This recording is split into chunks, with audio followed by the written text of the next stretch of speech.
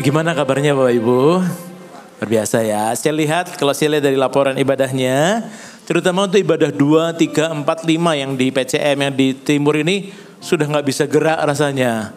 Paling tinggal hanya beberapa kursi yang masih kosong gitu ya. Rasanya sudah penuh sekali. Tidak sabar rasanya. Di tahun depan, di akhir tahun kita akan pindah ke PCM 3. Tempatnya lebih besar, yang 3 kali lipat lebih besar daripada yang sekarang ini ada. Antusias, amin? Namun jangan lupa ada tanggung jawab juga untuk kita mengisi setiap kursi-kursi itu dengan jiwa-jiwa yang akan kita bawa kepada Tuhan. Amin.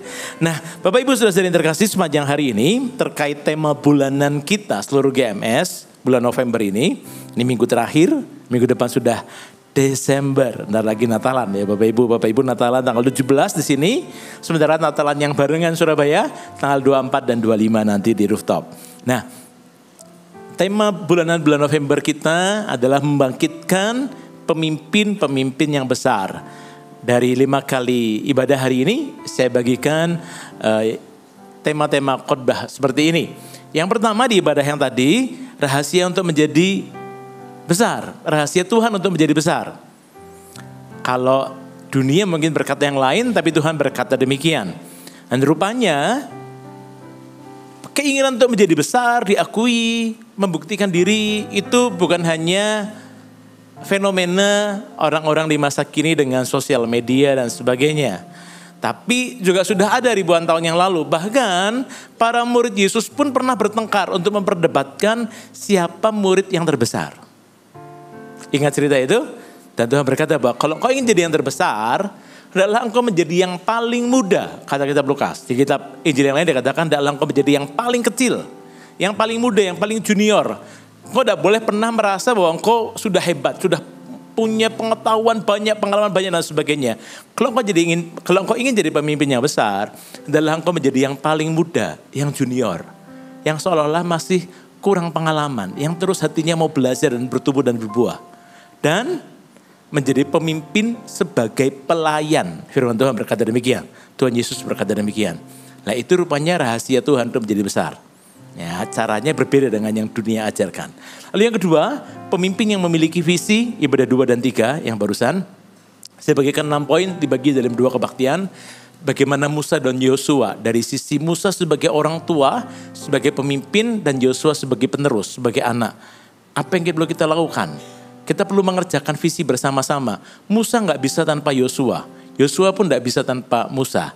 Mereka akan hand in hand, bergandengan tangan bersama-sama untuk mengalahkan raja-raja sampai mereka menduduki tanah Kanaan, negeri perjanjian itu.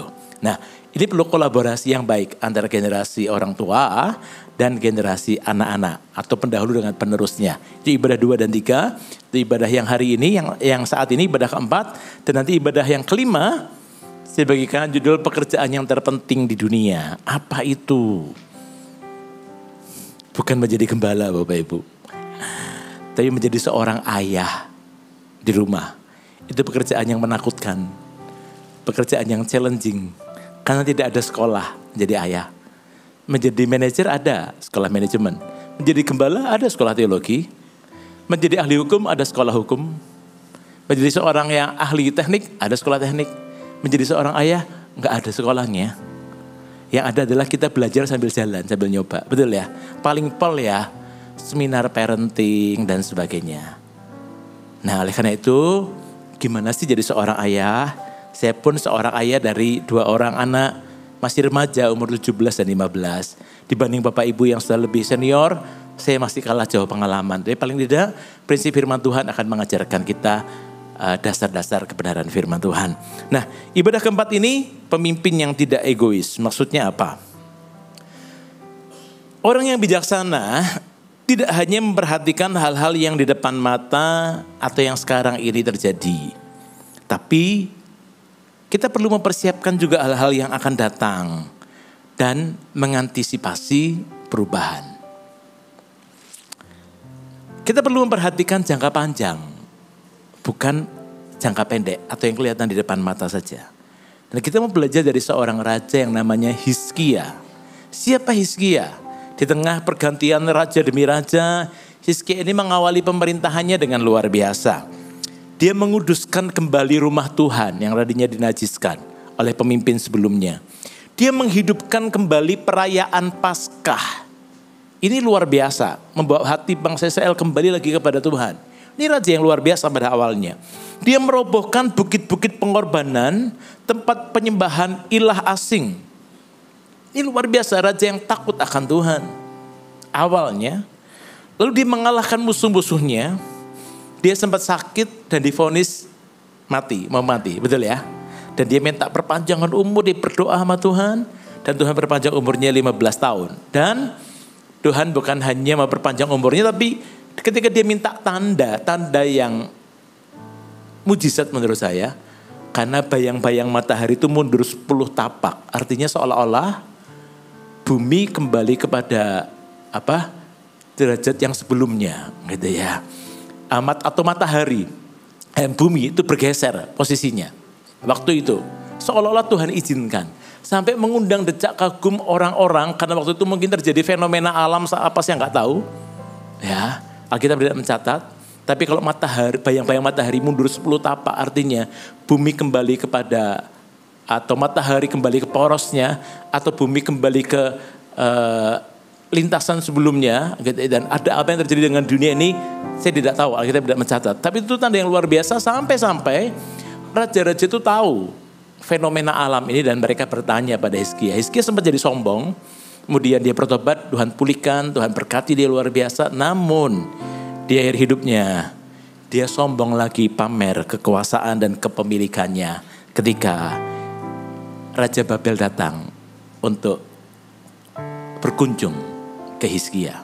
Firman Tuhan berkata demikian, 2 Raja-Raja 20 ayat 17 sampai 18. Dan kemudian 19.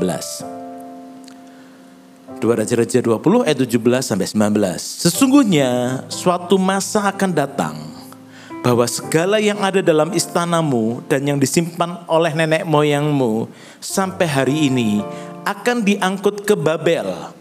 Tidak ada barang yang akan ditinggalkan, demikianlah firman Tuhan. Dan dari keturunanmu yang akan kau peroleh akan diambil orang untuk menjadi sida-sida di istana Raja Babel. Kemudian seorang nabi diutus Tuhan untuk menegur Hizkia. Tapi lihat ini responnya Hizkia ayat 19. Hizkia menjawab kepada Yesaya, sungguh baik firman Tuhan yang kau ucapkan itu. Tetapi pikirnya, asal ada damai dan keamanan seumur hidupku. Lihat Bapak Ibu, padahal hukuman Tuhan jelas. Lewat Nabi Yesaya Tuhan berkata bahwa tidak ada satu barang pun yang tidak akan diambil oleh Babel. Bahkan anak-anakmu akan menjadi sida-sida di istana kerajaan Babel. Artinya anak-anakmu itu akan jadi budak, akan jadi pesuruh di Babel. Tapi Hizkia menjawab seperti apa? Dia menjawab dengan sini, sungguh baik firman Tuhan yang kau ucapkan itu. Dia pikir dalam hati, asal ada damai dan keamanan seumur hidupku, cukuplah. Oke, itu kan nanti anakku. Yang penting selama aku hidup, aku damai. Dan aku menikmatinya. Ini pemimpin yang sangat egois. Gak boleh ada pemimpin yang seperti ini. Gak boleh ada ayah yang seperti ini di tempat ini. Amin. Dia gak mikirin anaknya. Dia gak mikirin cucunya.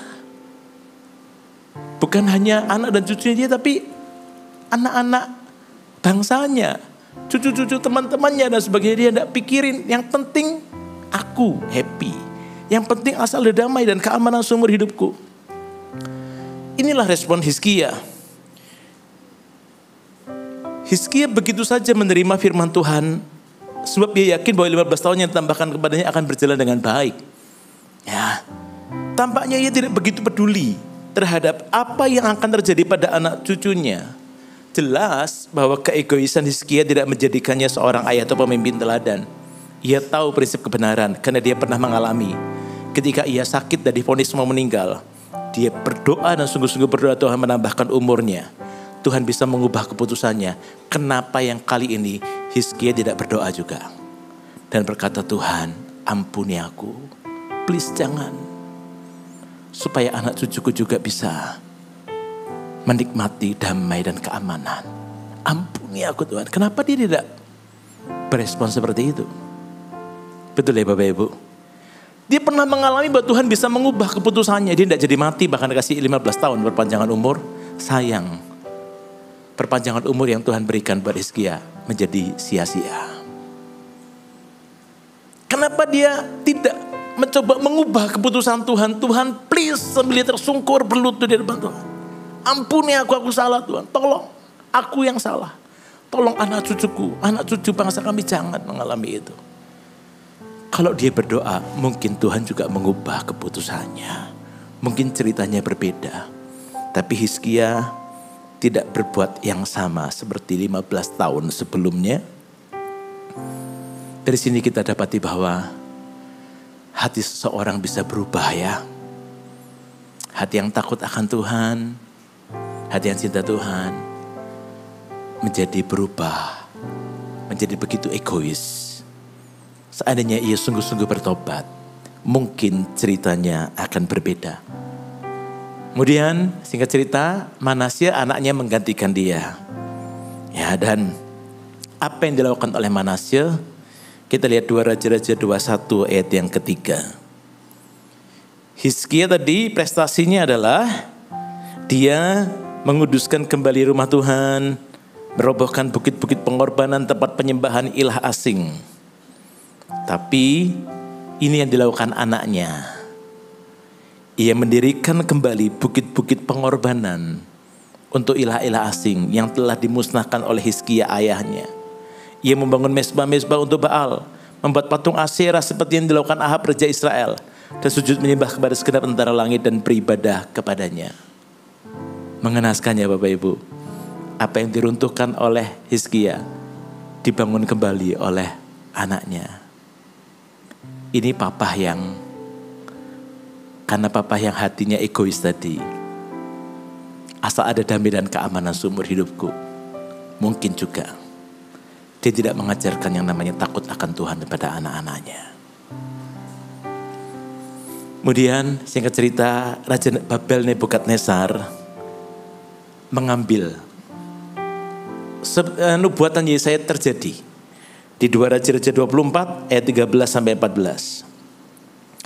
Ia mengeluarkan dari sana segala barang perbendaharaan rumah Tuhan dan barang-barang perbendaharaan istana raja. Juga dikeratnya emas dari segala perkakas emas yang dibuat oleh Salomo Raja Israel di bait Tuhan, seperti yang telah difirmankan Tuhan. Ia mengangkut seluruh penduduk Yerusalem ke dalam pembuangan.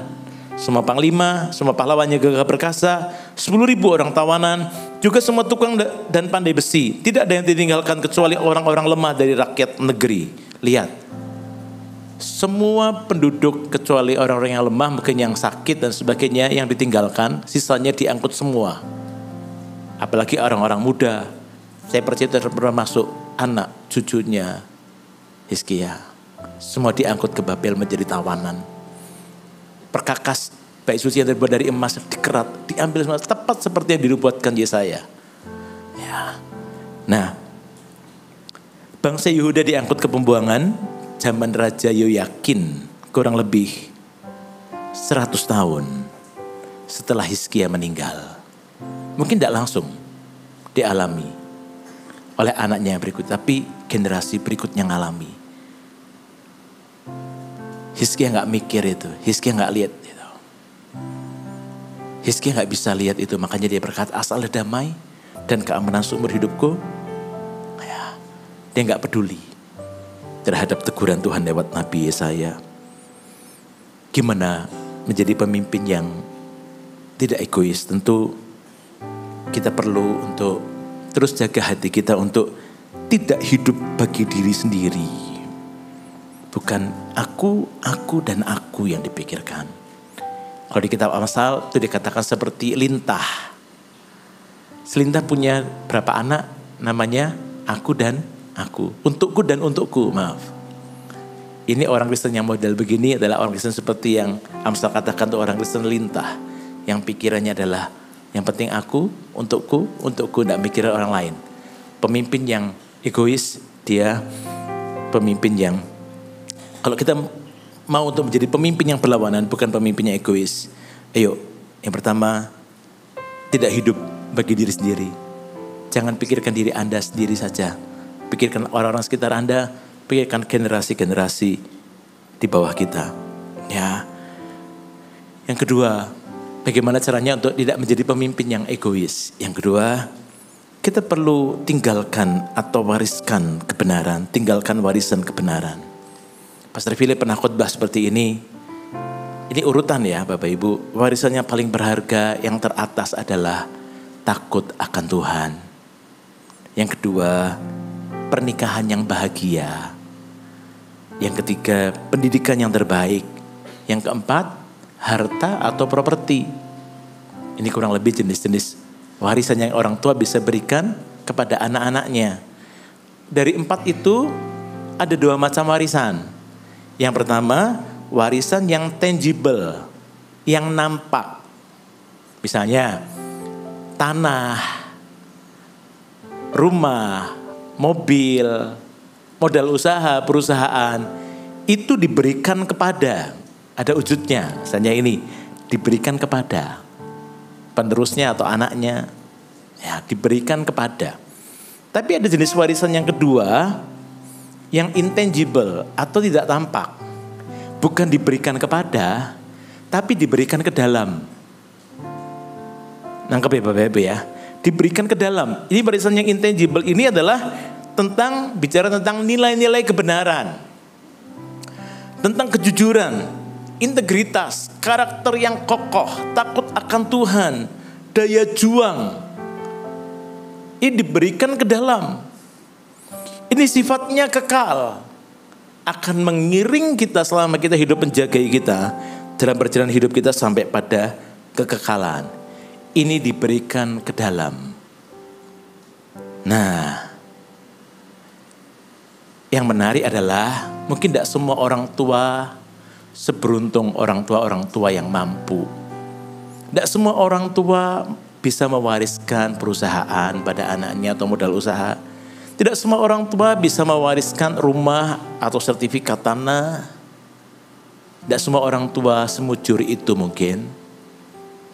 Ya, namun semua orang tua punya kesempatan yang sama untuk mewariskan nilai-nilai kebenaran.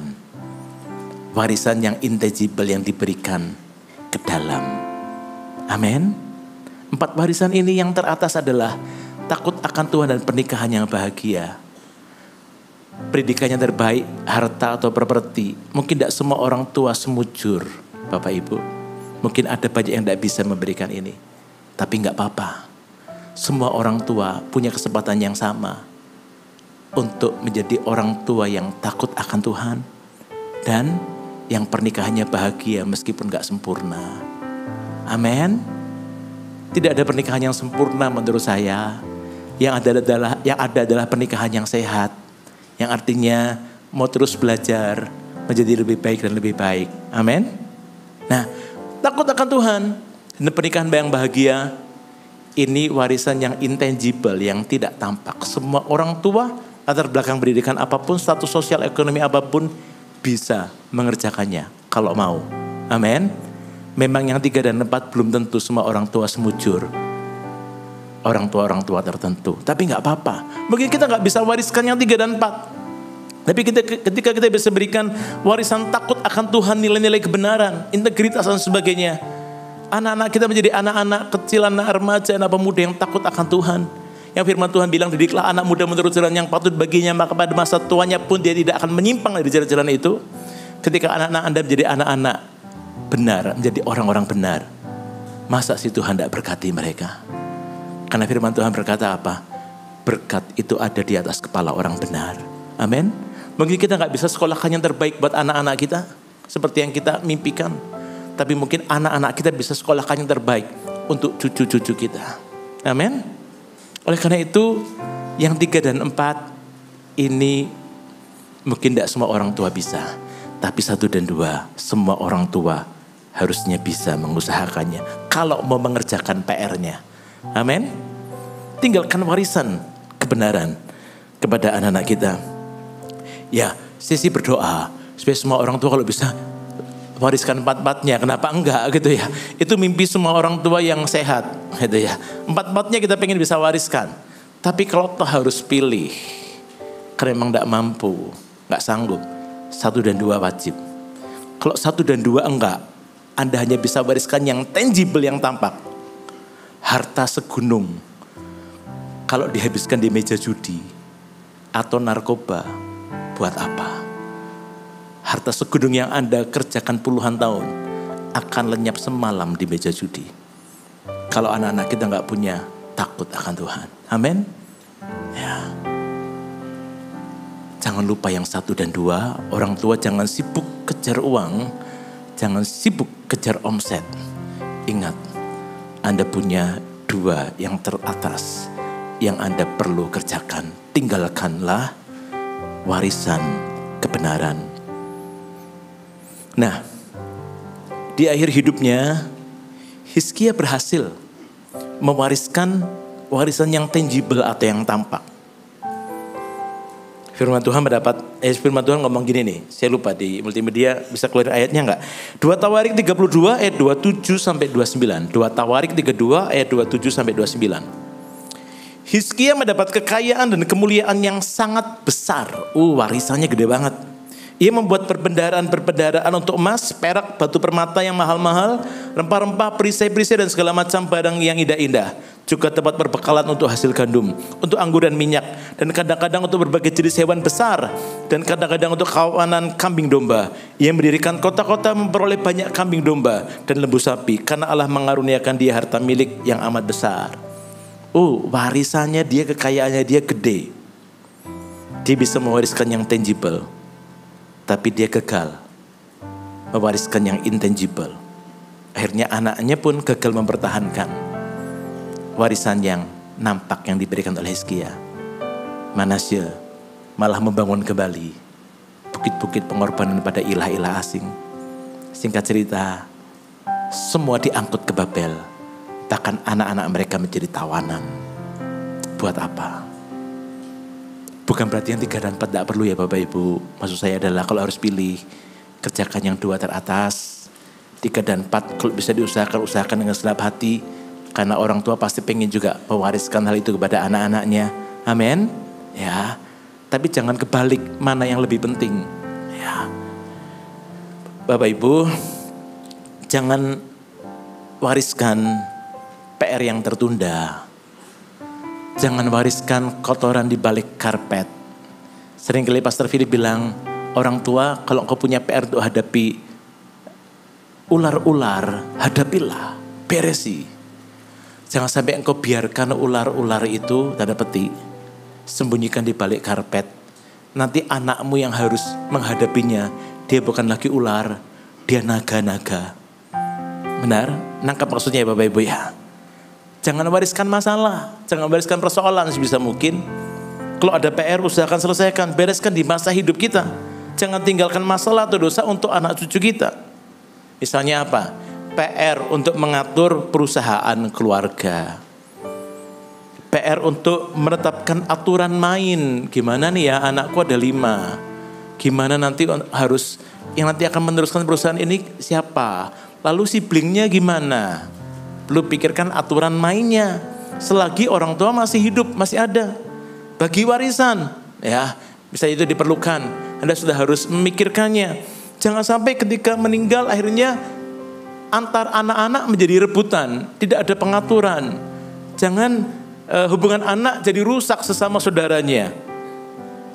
Ini bukan hal yang tabu untuk dibicarakan dan diputuskan selagi kita hidup. Ya. Nah, itu yang kedua. Yang ketiga, gimana jadi pemimpin yang tidak egois? Yaitu kita perlu melatih anak-anak kita. Para pemimpin dan orang tua, kita perlu melatih orang-orang yang Tuhan percayakan pada kita atau anak-anak kita. Ya, kenapa? Karena mereka perlu untuk dipersiapkan. Tentu kita nggak sembarangan ketika kita mendelegasikan kepercayaan tanpa anak-anak kita dilatih. Jangan biarkan anak-anak kita manja, tapi biarkan mereka dilatih juga untuk bekerja, untuk magang di perusahaan Anda. Bila perlu digaji seperti staf yang lain, bila perlu dia tidak harus langsung menjadi orang nomor 2 di bawah Anda. Biar perlu dia harus menjadi pekerja magang di salah satu divisi di pabrik Anda atau apa. Latih anak-anak kita supaya mereka punya tanggung jawab. Dari situ mereka belajar untuk mencapai posisi tertentu itu tidak semudah itu, gitu ya. Harus belajar supaya tidak terus mengandalkan orang tua, ya. Tapi tahu bagaimana berjuang, bagaimana punya daya tahan, bagaimana cara menyelesaikan masalah dan sebagainya. Nah, ayo kita perlu latih anak-anak kita.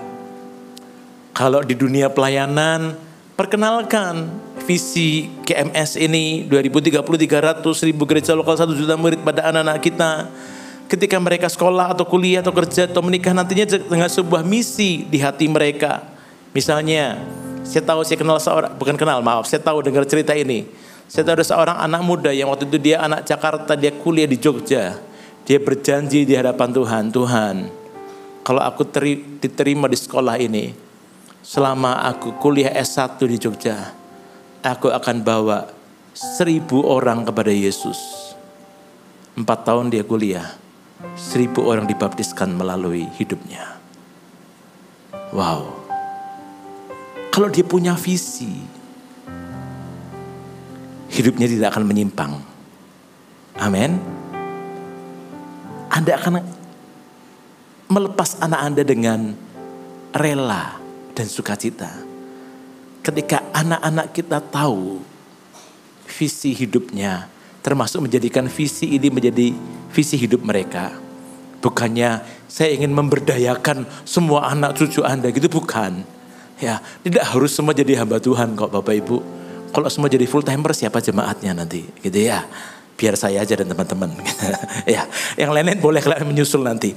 Maksudnya, kenapa? Visi ini besar. 2030 300 gereja, 1.000 gereja lokal yang kuat dengan 1 juta murid. Nah, sekaligus saya ingin memberi info, memberikan gambaran bagi Anda mungkin yang baru bergabung dengan GMS. Kenapa kok kita ada di gereja ini yang mengerjakan visi ini? 2030 300 gereja lokal, saat ini baru ada 120 sekian dengan perintisan, belum semuanya jadi gereja lokal. 2030 300, apakah terlalu ambisius? 1.000 gereja lokal yang kuat dengan 1 juta murid, apakah GMS ingin membesarkan kerajaannya? Saya memberitahu, apalah artinya 1 juta murid dibanding 270 juta penduduk Indonesia? Apalah artinya 1 juta murid dibanding 8 miliar penduduk bumi hari ini? Itu mungkin visi yang terlalu kecil. Seandainya semua gereja mengerjakan tugas yang sama, karena seharusnya itulah 2 tugas utama gereja, menggembalakan dan memuridkan dan menjangkau yang terhilang. Amin. Seandainya semua gereja melakukan hal yang bekerja bersama-sama sekuat tenaga, ayo, saya percaya lebih banyak orang akan diselamatkan. Suatu hari ada seorang jemaat yang berkata pada saya, Koyo, dia panggil saya Koyo, thank you ya, GMS sudah taat untuk mengerjakan visi dan misinya. Oh ya, kenapa? Ada cerita apa? Gini, kami ini sekeluarga, saya itu baru pindah di Surabaya karena menikah. Sebelumnya kami sekeluarga itu tinggal, saya dan keluarga asal maksudnya, tinggal, dia bilang, kami tinggal di Selat Panjang. Ada yang tahu Selat Panjang di mana? Nggak ada yang tahu kan? Itu mungkin kota kecil, daerah kecil. Di peta saya nggak tahu ada atau enggak. Ya, itu di Sumatera, dekat-dekat saya lupa antara Pekanbaru atau Palembang. Ya dekat-dekat sana. Dan keluarga saya tidak mengenal Tuhan sama sekali. Tapi sejak ada perintisan CG, GMS di sana, akhirnya papa saya menerima Yesus sebagai Tuhan dan Juru Selamat dan dibaptiskan. Saya senang sekali Koyo. Ya, tapi 6 bulan kemudian papaku meninggal karena kecelakaan. Wow. Untung papaku sudah menerima Yesus sebagai Tuhan dan Juru Selamat lebih dulu. Thank you buat GMS yang setia mengerjakan visinya. Itulah sebabnya kenapa kita serius mengerjakan visi ini Bapak Ibu. Bagi Bapak Ibu yang baru bergabung di GMS, welcome home. Yuk kita mengerjakan visi ini bersama-sama. Karena kita tahu ada banyak cerita seperti ini yang terjadi. Amin. Ya. Nah, ayah yang baik, pemimpin yang baik itu tidak dilahirkan langsung jadi gitu, enggak. Kita mau terus belajar. Yang berhasil merupakan produk usaha, komitmen, pengorbanan. Kita berorientasi pada keluarga. Kita menyediakan waktu buat keluarga kita. Para ayah tempat ini, profesi yang sukses yang Anda punya tidak bisa gantikan kegagalan menjadi seorang ayah. Amin. Sementereng apa posisi Anda di perusahaan, sehebat apapun yang kita kerjakan, kalau kita gagal menjadi ayah, profesi kita atau reputasi kita di pekerjaan yang begitu gemilang itu tidak bisa menyelamatkan kita, tidak bisa menyelamatkan keluarga kita. Menjadi orang tua, ayah barangkali adalah pekerjaan paling menakutkan di dunia. Saya tadi katakan di awal, tidak ada sekolah khusus yang mengajarkan bagaimana menjadi seorang ayah. Tidak ada lisensi atau kelulusan sebagai seorang ayah. Kebanyakan kita belajar langsung dalam menjalankan tugas melalui coba-coba dan sebagian besar melalui kesalahan. Betul ya para ayah ya? Saya pun ayah sehingga saya tahu apa yang saya katakan. Tambah lagi tugas ini makin menantang karena kita dan anak-anak hidup dalam zaman yang menolak kebenaran firman Tuhan. Dunia yang mengkompromikan, dunia yang mengagungkan pencapaian, pembuktian diri, performa. Followers IG-mu berapa, yang nge-likes reels-mu berapa, yang lihat videoku, yang aku upload berapa orang dan sebagainya. Kita hidup, anak-anak kita hidup di zaman dunia yang seperti itu. Tidak mudah, tambah challenging, tambah menantang tugas kita sebagai seorang ayah. Nah, ayo kita mau untuk memberikan waktu, bukan hanya berprestasi di pekerjaan, bukan hanya berprestasi dalam apa yang menjadi profesi kita hari ini. Anda tahu bahwa ada satu pekerjaan, ada satu profesi yang Anda tidak boleh lupakan, yaitu peran Anda sebagai seorang ayah, peran Anda sebagai seorang pemimpin di keluargamu. Secara khusus, saya banyak ngomong soal keluarga di ibadah ini. Suatu hari saya pernah membaca kisah ini.